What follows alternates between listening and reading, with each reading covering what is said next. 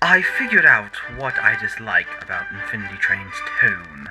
Half the aesthetic and dialogue is written like it's meant for an adult viewers, while half of it is written like a show for 6-year-olds. These aesthetics are at absolute war and undermine each other constantly. Page 1 of 10. Tonal whiplash, when employed correctly, can be great for both comedy and horror. Take Gravity Falls. It has fantastic monster designs and scare moments, but it also has a genuine respect and love for childhood arcade machines, summer fun, pranks, etc. Page 2 of 10. Comedy moments alleviate tension and lure viewers into a false sense of security, so the next scare can be even more effective. Horror in everyday life, when used right, can be absolutely hilarious, and in Gravity Falls it is. This is a show that knows what it's doing. Page 3 of 10. Infinity Train does not.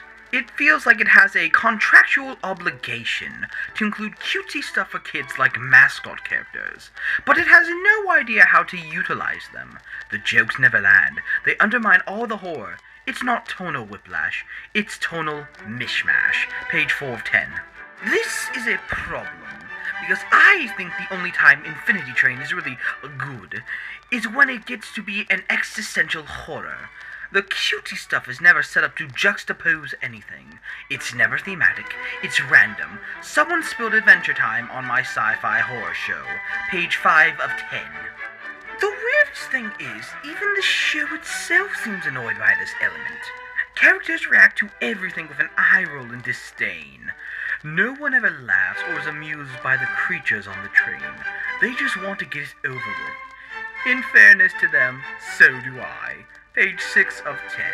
Even if these aesthetics are contractual obligations, this is still a failure on part of the storytellers to utilize the cute cartoon elements in a way that will lead up to the weightier elements of the story and puts them on a pedestal. For example, page 7 of 10. Over the Garden Wall's 8th episode is a trip into Greg's saccharine mindscape as he helps the citizens of Cloud City. The episode is unsettling on its own due to the style change, but when it cuts back at the end, it makes Greg walking off with the beast hit like an absolute truck. Page 8 of 10. There are lots of shows with a good balance of content aimed at kids with jokes for all ages. Infinity Train is the first show I've seen where the tone is just for nobody. The aesthetic is too infantile for adults, was also too horrific for kids. Page 9 of 10. That said, the first episode of Season 4 was probably the best on in the series so far. Maybe this time they'll figure it out. But also, that would mean they only just found their footing the minute they got super cancelled for real, which would be a bummer. What's this? I've appeared to have found a missing page. Let's read it, shall we?